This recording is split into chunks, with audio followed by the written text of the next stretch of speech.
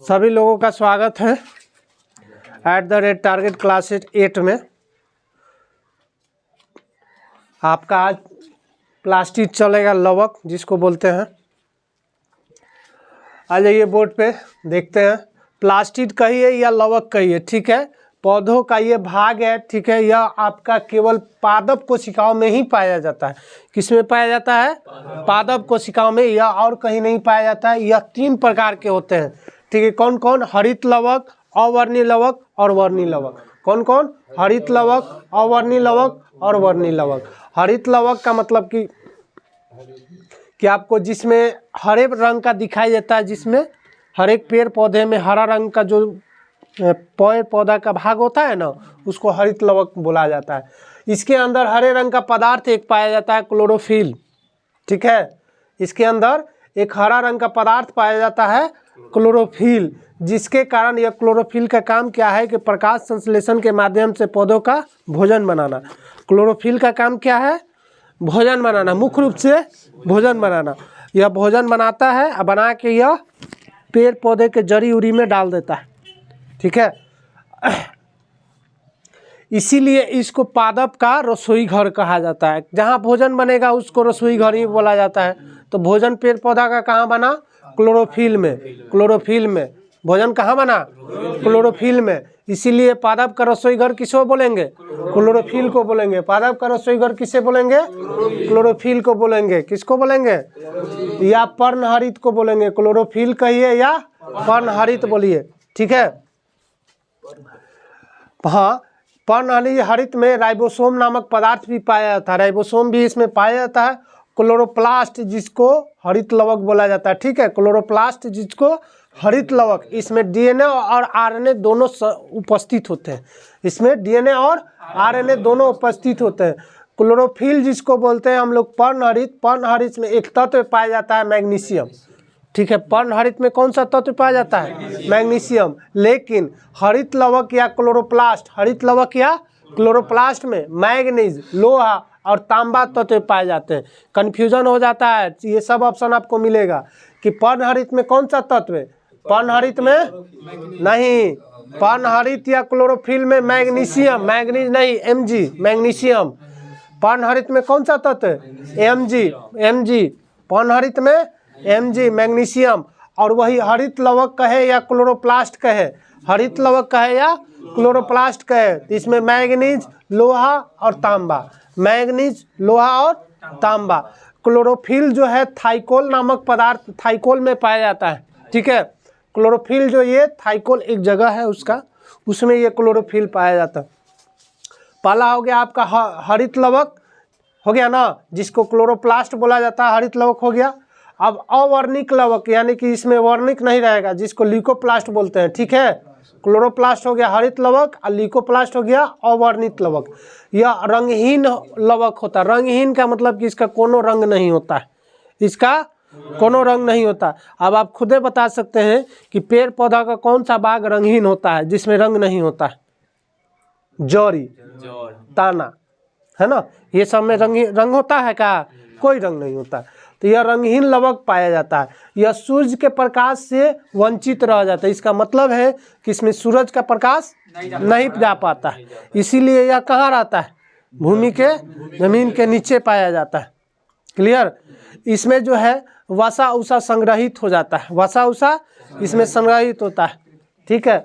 यह आपका इसकी के माध्यम से खनिज, लवण और जल उल के माध्यम, जल उल ऊपर की ओर जाता है, लवण जड़ी के ही माध्यम से जाता है और फिर उसके बाद संचरण होता है। इतना उतार लीजिए, उसके बाद आगे बता देते हैं।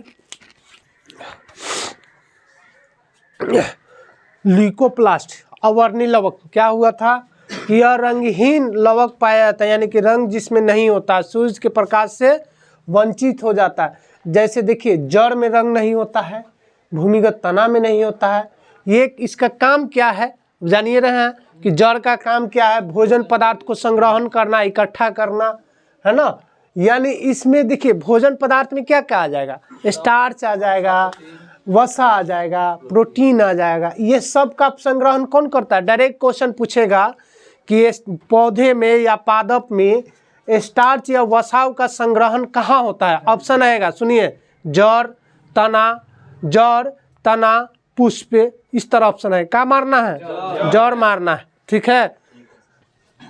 अब आ जाते हैं वर्णी लवक, जिसको क्रोमोप्लास्ट बोलते हैं। वर्णी लवक मतलब क्रोमोप्लास्ट, यानी कि जिसमें रंग पाया जाए, जिसमें रंग पाया जाए। आप जानते हैं कि पेड़ पौधा के रंग किस में पाया जाएगा? पेड़ पौधा के रंग फूल में पाया जाएगा, फल में पाया जाएगा, ये सब में न पाया जाएगा। तो ये रंगीन लवक होता है, क्रोमोप्लास्ट रंगीन होता है। ये उन भागों में पाया जाता है जो प्रायः लाल रंग, पीले रंग, नारंगी रंग के होते हैं, जैसे में फल, फूल, बीज, ये सब में रंगीन। अब जैसे देखिए वर्णी लवक के कुछ उदाहरण है, एग्जाम्पल है, टमाटर में लाल रंग किसके कारण? लाइकोपीन के कारण। गाजर में आपका किसके कारण? कैरोटीन के कारण। चुकंदर देखे हैं? चुकंदर में किसके कारण? विटामिन के कारण। ये सब क्वेश्चन बार बार पूछता है कि टमाटर का रंग लाल किस कारण होता है, या लाइकोपीन। कहेगा कि गाजर में कौन सा वर्णी लवक पाया जाता है? कैरोटीन।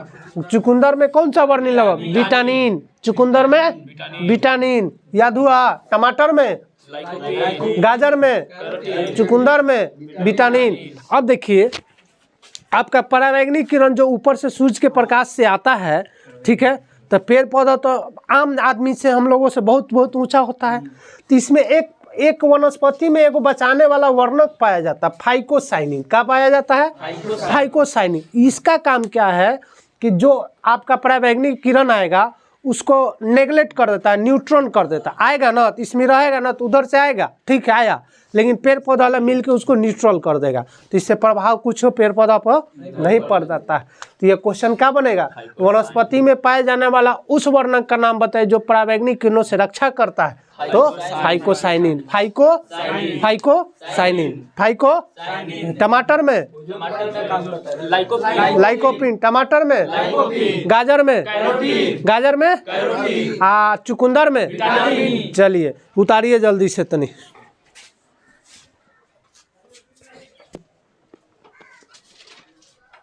रसदानी, जिसको भकोल बोलते हैं। क्या बोलते हैं? रुक जाइए, स्टॉप कर दीजिए। जिसको क्या बोलेंगे? रसधानी को भकोल। यह मृत होता है, मरा हुआ पदार्थ होता है रसधानी, ठीक है। रसधानी का होता है मरा हुआ पदार्थ होता है। यह जंतु कोशिका में बहुत सारा मिलेगा, छोटा छोटा, जंतु कोशिका में बहुत सारा छोटा छोटा। लेकिन यही जस्ट इसका विपरीत पादप कोशिका में यह 90% स्थान घेरले रहता है। 90% स्थान के किसका रहता है? पेड़ पौधा में रसधानीय के रहता है, भकोले रहता है 90% स्थान, ठीक है। यह देखिए एक हरी झिल्ली से आवृत होता है, जिसको इसमें एक हरी झिल्ली से आवृत होता है, जिसको टोनोप्लास्ट बोला जाता है। क्या बोला जाता है? टोनोप्लास्ट। तो टोनोप्लास्ट कहाँ पाया जाएगा? भकोल में पाया जाएगा। क्वेश्चन बनेगा कि टोनोप्लास्ट कहाँ पाया जाता है? भकोल में या रसधानी में, ठीक है। आइए केंद्रक, जिसको न्यूक्लियस बोलते हैं, ठीक है। केंद्रक की खोज रॉबर्ट ब्राउन ने किया था। केंद्रक की खोज कौन किया? रॉबर्ट ब्राउन ने किया था। यह कोशिका का महत्वपूर्ण अंग है। केंद्रक में मुख्य रूप से तो केंद्रक होता है, केंद्रक के हिसाब से सब चलता है ना। केंद्रक में एक छोटा धागा जैसा एक आकार का जाल बिछा रहता है, धागा जैसा, इससे पतला पतला रहेगा, इसे आकार बिछला रहेगा, ठीक है। मकड़ा का जाल देखे हैं ना, वैसा नहीं रहता है, धागा जैसा, जिसको हम लोग क्रोमैटिन बोलते हैं। क्या बोलते हैं? क्रोमैटिन। क्या बोलते हैं? देखिए लिखा हुआ है, जिसको क्या बोलते हैं? क्रोमैटिन बोलते हैं। जब हल्ला मत कीजिए। क्रोमैटिन की खोज या इसका नाम कौन दिया? एक फ्लेमिंग नामक वैज्ञानिक ने दिया। यह जब कोशिका विभाजन होता है ना, यह सिकुड़ जाता है। कोशिका विभाजन होता है तो सिकुड़ के छोटा छोटा रूप धारण कर लेता है, सिकुड़ के एकदम मान के चलिए कि फैलल है इसे। लेकिन जब कोशिका विभाजन होता है एकदम सट जाएगा, भीरी हो जाएगा। इसी को हम लोग जानते हैं गुणसूत्र बोलते हैं, इसी को क्रोमोसोम बोलते हैं। अब देखिए सब जीव में अलग अलग क्रोमोसोम पाया जाता है, जरूरी नहीं कि एक में सब में अलग अलग क्रोमोसोम पाया जाता है, ठीक है। गुणसूत्र अलग अलग पाया जाता है। अब मानव में 23 जोड़ा, एक जोड़ा में के गो? 2 गो। तो बताइए टोटल कितना गुणसूत्र? 46 गो। चिंपांजी का नाम सुने हैं? चिंपैंजी के गो? 24 दूनी 48 गो। अब बंदर में 48 गो। आलू में 48 गो, एस्केरस स्केबिस सबसे ज़्यादा होता है, ठीक है। तो कल बस एगो चार्टे है होकर लिखा दिया जाएगा, ठीक है। खरगोश 44 गो, कबूतर 80 गो, कुत्ता 76 गो, ये सब बहुत सारा मिलेगा आपको। सबसे कम हमनियों से कम मिलेगा आपको, 2 गो मिलेगा, 4 गो मिलेगा, 6 गो मिलेगा, हमनियों से कम मिलेगा, है ना। एस्केरस में एक आता है आपका, क्या बोलते हैं, 1300 से 1600 एगो मिलेगा आपको, 1300 से 1600 मिलेगा आपको सबसे ज़्यादा। एस्केरिस में आपका 2 गो गुणसूत्र मिलेगा, ठीक है।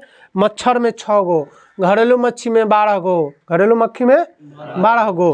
फिर उसके बाद मटर में 14 गो, मक्का में 20 गो न जी, मक्का में 20 गो, ऐसे आएगा। ये सब कल लिखवा दिया जाएगा, पूरा है सब 10-15 गो, 15 गो होगा, तो इसको कल लिखवा दिया जाएगा, ठीक है। आज के लिए इतना, धन्यवाद। मिटा दें कि लिखना है? लिखना है तो लिख